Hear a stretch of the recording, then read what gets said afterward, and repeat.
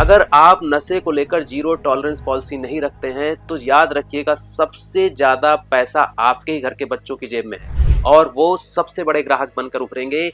इस नशे के सबसे बड़े ग्राहक सबसे पसंदीदा ग्राहक बनेंगे। अगर आपको लगता है नशे का मतलब सिर्फ दारू, शराब और गांजा है तो आप गलत फहमी में जी रहे हैं, क्योंकि नशे के एक से एक खतरनाक वर्जन मार्केट में अवेलेबल हैं। कारफेंटनिल सिर्फ 2 मिलीग्राम में इंसान को मारा जा सकता है। हाथी और बड़े जानवरों को बेहोश करने के लिए यूज होता है। नशेड़ियों में बड़ी तेजी से फैल रहा है। हजारों मौतों की वजह बन चुका है ये नशा। क्रैक कोकीन सबसे तेजी से चढ़ता है, 10 सेकंड में असर दिखाता है, इंसान को नियंत्रण से बाहर कर देता है। दिल का दौरा, ब्रेन हेमरेज, मानसिक विकार तक हो सकते हैं। इसकी लत जल्दी लगती है और बहुत गहरी लगती है।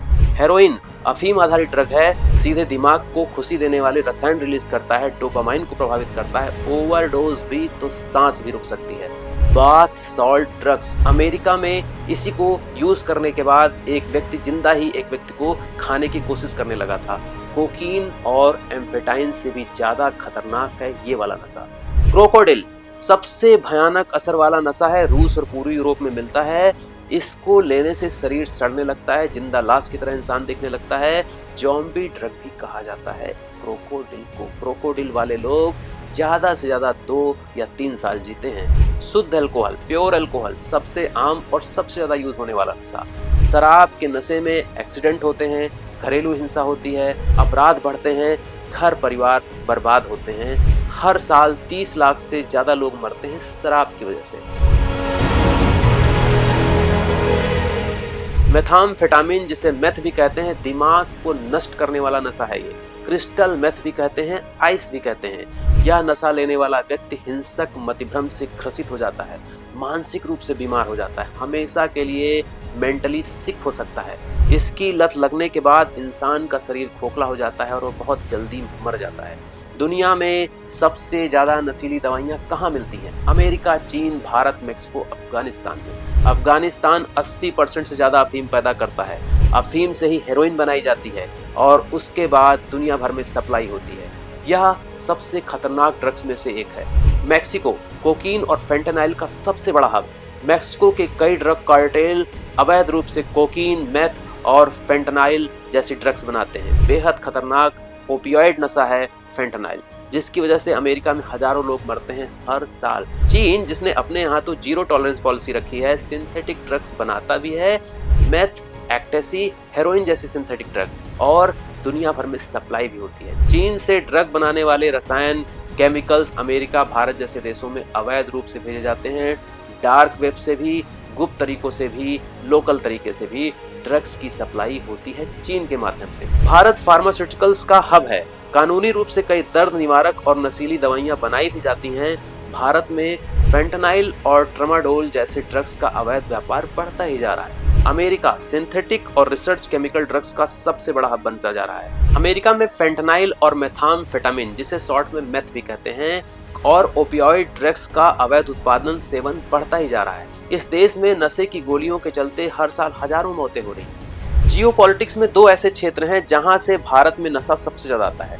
पहला, golden crescent. Pakistan, Afghanistan, Iran का क्षेत्र कहलाता है गोल्डन क्रिसेंट। अफगानिस्तान दुनिया में सबसे बड़ा अफीम और हेरोइन उत्पादक देश है। पाकिस्तान के रास्ते से भारत में ड्रग्स तस्करी करता है अफगानिस्तान। पंजाब, राजस्थान और जम्मू कश्मीर, जहां पर आतंकवाद का असर है, वहां से भारत में ड्रग्स आता है। ISI, पाकिस्तानी एजेंसियां, ड्रग माफिया, आतंकवादी संगठन और लोकल अपराधी मिले होते हैं। दूसरा एरिया है गोल्डन ट्रायंगल, मतलब म्यांमार, लाओस, थाईलैंड। यहाँ से भी भारत में सिंथेटिक ड्रग्स की सप्लाई होती है। मैथ, एक्टेसी, हेरोइन जैसी सिंथेटिक ड्रग्स भारत में आती हैं इन क्षेत्रों से। म्यांमार से होते हुए नॉर्थ ईस्ट और वहां पर भी मणिपुर, नागालैंड, मिजोरम के जरिए ड्रग्स भारत में प्रवेश करता है। उग्रवादी संगठन लिप्त रहते हैं, किसी की हिम्मत होती नहीं है इनसे भिड़ने की। ड्रग्स की तस्करी में इनका बड़ा रोल होता है उग्रवादी संगठनों का। भारत के अंदर भी अवैध उत्पादन होता है। डोमेस्टिक ड्रग प्रोडक्शन भारत में भी चलता रहता है। कहीं अवैध अफीम की खेती होती है, कहीं सिंथेटिक ड्रग्स बनाई जाती है। LSD, MDMA, मेथ और जहरीली शराब भी। भारत में ड्रग्स का नेटवर्क दुनिया के सबसे बड़े ड्रग्स नेटवर्क्स में से एक है। यहाँ पर विदेशी माफिया भी सक्रिय हैं। उत्पादन या तो भारत के अंदर ही हो जाता है या विदेशों से मंगाया जाता है। अफीम, चरस, गांजा, LSD, कोकीन और हेरोइन, साथ साथ सिंथेटिक ड्रग्स जैसी चीजें इस्तेमाल होती हैं। स्थानीय एजेंट, लोकल डिस्ट्रीब्यूटर्स होते हैं, छोटे शहरों और कस्बों में सप्लाई करते हैं। नाइट क्लब और पार्टियों में ड्रग्स बेची जाती है। क्रिप्टो करेंसी और डार्क वेब का भी प्रयोग होने लगा है। फेक फार्मा कंपनियां भी नकली दवाइयों के नाम पर नशीली चीजें बेचती हैं। बिक्री और कंजम्पशन, ग्राहक तक ड्रग्स पहुंचाने के लिए ड्रग पेडलर्स का नेटवर्क होता है। स्कूल कॉलेज के छात्र, बड़े बड़े स्कूल और बड़े बड़े कॉलेजेस के छात्र, हाई प्रोफाइल पार्टियां और क्राइम नेटवर्क में ड्रग्स का उपयोग ज़्यादा होता है। ड्रग्स की लत बढ़ाने के लिए फर्स्ट टाइम फ्री फार्मूला अपनाया जाता है कॉलेजेस में, पार्टीज में।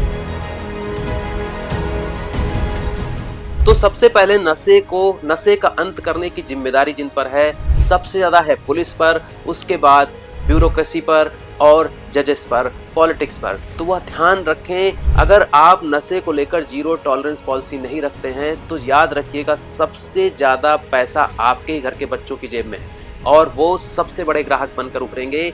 इस नशे के सबसे बड़े ग्राहक, सबसे पसंदीदा ग्राहक बनेंगे।